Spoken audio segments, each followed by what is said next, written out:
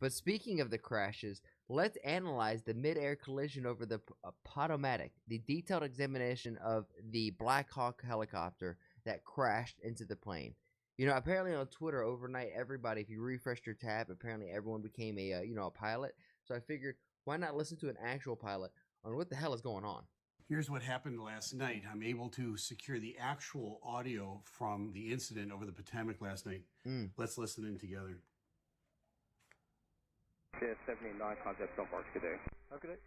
American 3130 for the Good day. final. Good day, You're going mate. to see a back and forth now between Reagan Tower and the various aircraft that they have lined up on approach into the airport. This happened at about 8:46 p.m. Last evening, and you can see there's several airplanes lined up. That's typical coming in about that time of night at Reagan. They're talking to American Airlines 3130. Which I think is number 2 for the runway. They're telling them to slow down to their final approach speed because they're separating everybody on the way in. It's going to turn out that American 3130 is a key player in what happens here. Well, American 3130. Pat 25, traffic just off the Wilson Bridge is CRJ. Pat 25 is the helicopter that ran into the CRJ 700. It was a PSA flight. The flight number is 5342. It would go under the call sign Blue Streak 5342. You don't ever hear them talking to tower. They've already been cleared to land on runway 33. So they would come in on an approach on runway 1, and then they would kind of circle the land on runway 33. It's a little shorter runway, but they take some of the regional jets and they put them on that runway. Dude, I love what we were talking about this. A guy was talking about being passionate about like dirt bikes and whatnot, or just people who are knowledgeable, like experts in their craft. Being able to break stuff like this down so I can understand it, I love it. I won't pause the video too much. Don't want to hear it, but I appreciate what this guy is doing, very much so. Pat 25 is the Blackhawk helicopter that is just south of the Woodrow Bridge, and they've just taken off. They're airborne. The tower is saying to them, "There's traffic. It's a CRJ. It's at 1,200 feet." Lined up for runway 33. Do you have that traffic? Pat 25 is going to call back and say yes. That traffic. Okay, so hold on. So just so we could see, he's saying that the helicopter was like off of here, like runway 1, right? But there's a lot of traffic that we just saw coming in from runway 33, just over here, just so we could see. So there is a point in time where these paths do cross. For runway 33, do you have that traffic? Pat 25 is going to call back and say yes. 1,200 feet, start runway 33. Pat 25 says, has the traffic in sight, request visual separation. What that means is that they're going to take responsibility for visual separation from that aircraft. What happened? They're the ones who are taking, we see them, we'll take responsibility for it. All right, boys, let's go dark. Here's what I think happened. This is not the final word on it, but what I think happened was it was at night. There's several airplanes lined up. There is that Blue Streak 5342, which is a CRJ that they ran into. Right behind them, just a few miles, is American 3130. Everybody has their lights on as they're coming in. I believe the helicopter looked at the American 3130 and said, I got the traffic in sight, and they never saw the airplane, the CRJ that was right next to them. That's my conjecture on what happens. Visual separation. This separation proof. American 1630 tower, runway 1 lock void, traffic throughout for runway 33, dispatch 1. That's a very fair and generous take on here, and I was talking to one of the guys at the gym today who I know is a pilot, and he said that there normally when something like this does happen, it's a miscommunication and a failure on a couple different ends. And the way that this pilot is breaking it down, it very much kind of goes along the lines with that. And that's a fair take, and I appreciate this where it's like no politics. Because god dang, everything nowadays, it's either pro-Trump or against Trump, it's because of Trump or it's because of the lefts. It's just nice to hear like an actual analytical breakdown of what the hell actually is going on from a professional's POV. So this is typical stuff that's going on in a busy airport. They're lining somebody up to take off. They're saying, pay attention. I'm going to give you an immediate takeoff here. I've got traffic lining up for runway 33. That's the CRJ that got ran into. And he's on a 6-mile final. It might be somebody even behind him, but they're lining everybody up to take off into land.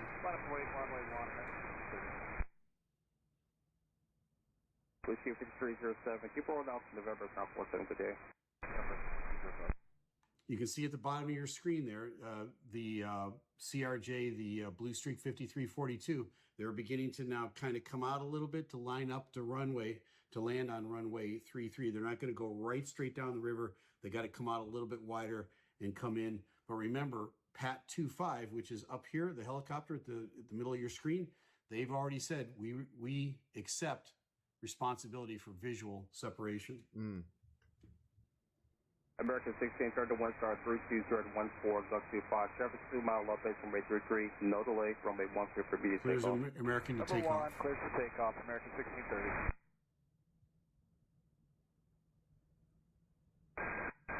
Here it comes. CRJ in sight. Now the tower is seeing what's happening, and they're saying, do you have the CRJ in sight? Because you guys are getting kind of close. And the Pat 25, the helicopter, says once again, yeah, and I'm asking for visual separation. Okay, the responsibility is on you then. Pat 25, pass line is CRJ. Pat 25 has a aircraft in sight, request visual separation. Okay, so Pat 25 says, has the aircraft in sight, request visual separation. I don't think they had these guys in sight. I think they had the airplane behind them in sight. That's why this is such a tragedy. This is like, because it happens down here. They probably saw this. American 472, Walker Star 1 star 32017. So you hear somebody in the tower go, oh, and they see what just happened. As you can see in your screen here. Yeah, you definitely hear somebody in the background go, ooh. The collision took place. The tower has seen it happen in real time. They're human beings. Are reacting just like you and I would. Yeah, no, 100%. I'm not even 100%. They just saw something wild go down, and then all of the, oh shit, what just happened is going to flood their emotions. The helicopter ran into the CRJ. The CRJ's airspace was their airspace. In front of them, behind them, on both sides of them, it was a responsibility of the helicopter to maintain visual separation. They even told him a couple times, do you got him in sight? Do you got him in sight? He said, yep, got him in sight. I'm accepting responsibility for the separation. And I think just like when you're driving in a car and you look and you see a car behind the one that almost hit you, you see that car and you didn't see the one right here. And when you turn out in front, sometimes there's a collision. It's really tragic when this happens in an airport. That's a good analogy, and that's a very fair analogy as well. Once more, I appreciate the way that this guy is laying this out there, because it makes it seem way more, and I never thought this was supposedly a targeted thing, but there was definitely online, if you went down rabbit holes, it looked like they were like, who's on the plane? This is a woke leftist pilot. Like, this is just who's doing radical stuff online. No wonder what happened. This makes this seem way more legitimate.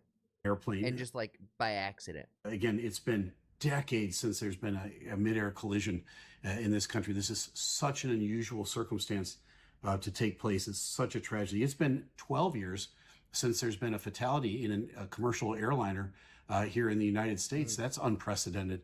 And that wasn't a mid-air collision. That was just an accident. This is a mid-air collision, and this hasn't happened in forever. So now we know what's going on here.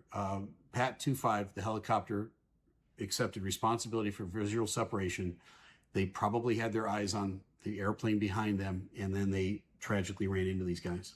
Sticking with his car analogy and how, like, sometimes you look over, you see the one car, you go to turn behind it, and there's another car right behind that you didn't see it. To eliminate all of these processes, eventually, it's for my gamers out there, it's going to turn into like the World of Warcraft mount system a long time ago, where you would say, yo, I want to fast travel here, throw in your mount, and it would take you on a certain path, right? And you would just kind of follow over the map and seeing everything. Eventually, just with like automated cars, planes are also going to become automated. Helicopters, drones, all of this is going to be self-automated things, where it's going to be not just full self-driving vehicles, it's going to be full self-flying vehicles, where you can take airplanes and people, and they're just going to follow in lines, and it's going to, in the long scale, the big scale of things, it's going to cause a lot less accidents. Even though this is rare, it'd be even more rare in that regard. Did you see that? If it happened in India, people will say Modi did it. Now people are saying that Trump did it. You know, that this is Trump's fault.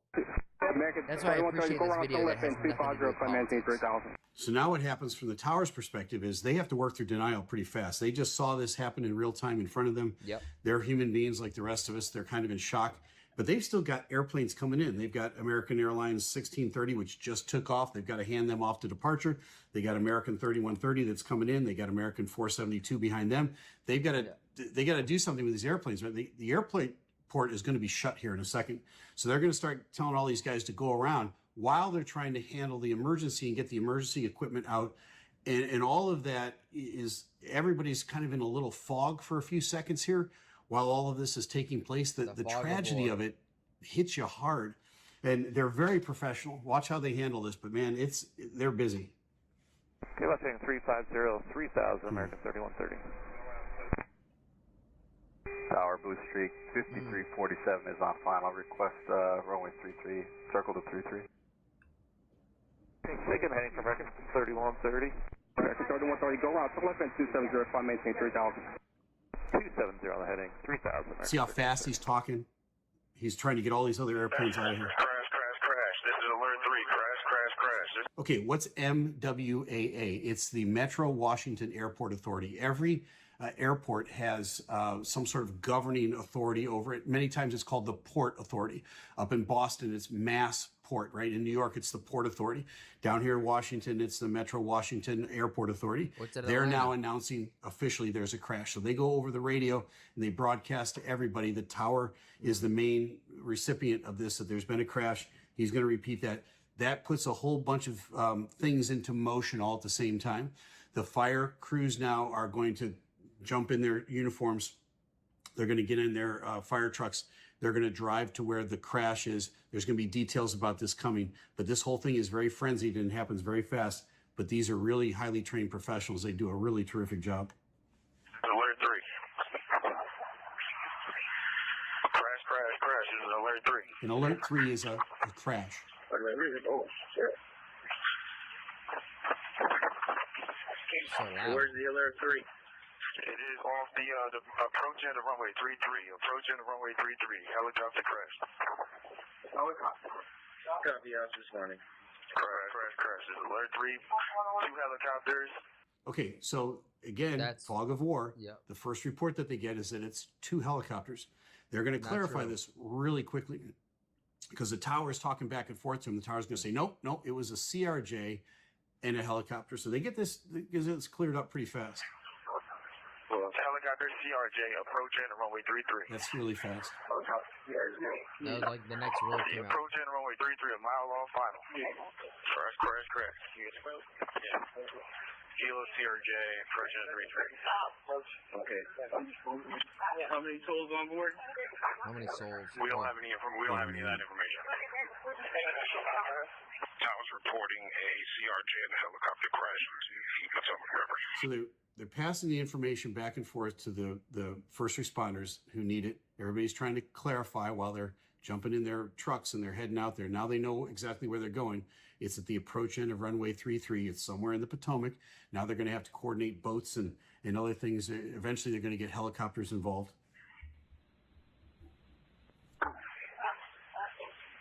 Can we go ahead and hold all operations till we have emergency units respond? We're going to go ahead and show the aerodrome closed. It's honestly amazing to see how calm and composed everybody is in this situation. They want to close the airport so they can... This doesn't happen often. Unhindered. You would imagine some people would be freaking out. These guys are handling it like pros. And everybody just hold your positions, please, on the field right now. Okay, so this is the ground controller. Now, the ground controller is the one that's going to get all these trucks going where they need to go. But the ground controller needs to stop all the airplanes.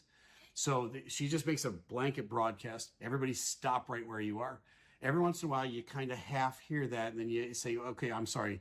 And there's also people asking to be released from their gate to go. They're not into what's going on yet because they just put their headsets on and they're just getting ready to go. One aircraft's going to ask to do this, and she's just going to say, everybody stop.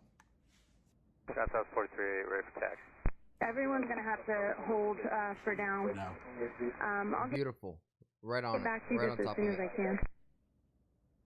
Fire command. The accident happened in the river. Both the helicopter and the plane crashed in the river. It's east of the approach end of runway 33. It's amazing to me how much clarity they have about actually what happened and where it happened. That's what I'm saying. These guys are legitimately on top of it. Many times in an accident like this, it takes 5 to 10 minutes just to get everything sorted out. Yeah. They're very good here at getting it all very concise. And so the response time was phenomenal on this. Is the airfield closed? Yes, the airfield is closed. The airfield is closed. Runways as well?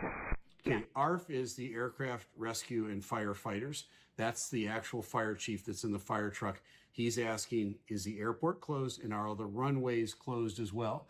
That way he can expedite getting out there. He doesn't have to stop and ask, can I cross this runway? Can I go on that taxiway? She's about to tell him the whole place is shut down. You go. You own the airport now. Nice. All runways are closed. Nobody's landing. No one's moving at all. And we have clearance across all taxiways and runways, correct? Yes, you have clearance through the whole field, all taxiways and runways. Love that. So basically she's Hell yeah, dude. These guys are like legitimately on top of it. Like, this is what you want to see. Like, this is what ideally how professionals handle this kind of situation. saying to these guys, go. And at that moment, the fire trucks take off. What we know about the accident at this point is that there were no survivors. Teamwork, legitimately. It's now a recovery operation. That's the sad part about all of this, and that's the part that really hits us hard right here. But I know you wanted to hear what happened and maybe my response to how they handled this emergency and what led to it. It looks pretty clear at this point that the helicopter had accepted visual separation. That's when they make that call, when they're cleared for that. They said, yep, we've got the airplane in sight. And the airplane they had in sight was the wrong airplane. There was another one in between that and the one that they were looking at. That isn't, once more, we have to understand that we have to take this with a grain of salt too, because he doesn't necessarily know, but that is a very fair and more than probable cause of what actually happened. Super busy, lots of planes lined up in the runway. They see one plane off in the distance, not the one right like over their head, and they're going up to try to separate from the traffic, and they just run right into the other planes. What's more, I appreciate that this had nothing to do with politics, nothing at all. Just straight analytics. Sadly, they ran into that aircraft. So, folks, and we do know that the aircraft had figure skating, like little kids. It's just like the kid. It's like the worst possible kind of accident. It just makes it even more sour on top of it. So we're hoping that this never happens again. I know that my annual training, I will certainly get some training on avoiding mid-air collisions. I have over my career, but they will refresh this as more details about this situation comes out. And the really wonderful part about that is they share all of the information they get, the FAA, with every other airline around the planet, so we all can avoid. Can we say true? Dude is in his kitchen making better content than multi-billion-dollar networks. Wild. Blue skies, brother. Captain Steve, you get my sub. This is the kind of guy that the regular needs on. Yeah, this was calm, factual, and respectful. Really clarified what most likely happened in a professional manner. That's exactly what I'm saying. I appreciate the having a tragedy like this happen in the future. We will train to make sure that this never happens again. Well, there you go. Sorry. That's hell yeah, Steve. Blue skies, brother. Good flies, dude. What a wonderful. Once more, I appreciate the hell out of this. It is just an utter tragedy, and I don't want to. Before I even make my own opinion, I want to see more information and see what comes out before I even think about having an opinion. If you're picking up what I'm putting down, then please like the video, subscribe, and if you really like it, then share it with some of your friends. My goal here is to spread a positive message while sprinkling my 2 cents on big topics like American, Indian, and world geopolitics. And even small stuff like Twitch drama and online debacles. And if you want to see it live, come join me over on Twitch. Twitch.tv/ActuallyElrod. That's where I'm going to do all my reactions. And after the reactions, that's where we get down a game. And if you're like, hey, I have a video that I want this dude to sprinkle his 2 cents on, then come over on my Discord and let me know and join the community there. And while we're at it, I have to say thank you to everybody who has made that Discord just so poppin'. I never thought I'd have a Discord that's so flowing. It's really cool to see. Shout out to you, Bobby, Omni, Demon, all of you who have been in there who are just super active. Logie, you're the man. Logie is the one who's like modding and helping run the server, so thank you, Logie. Lastly, I challenge you. I have a challenge for you. Make somebody laugh today. We all know there's enough hate and vitriol in the world. If energy is contagious like the flu, then let's spread and get everyone contagious with our positive energy, right? Not negative energy, because there's so much of that. And if we could just be a small little change in someone's day, then you never know. Maybe that's the thing that starts shifting this world to a happier, healthier, just better place. And with all of that said and done, thank you guys, and I'll see you on the next one.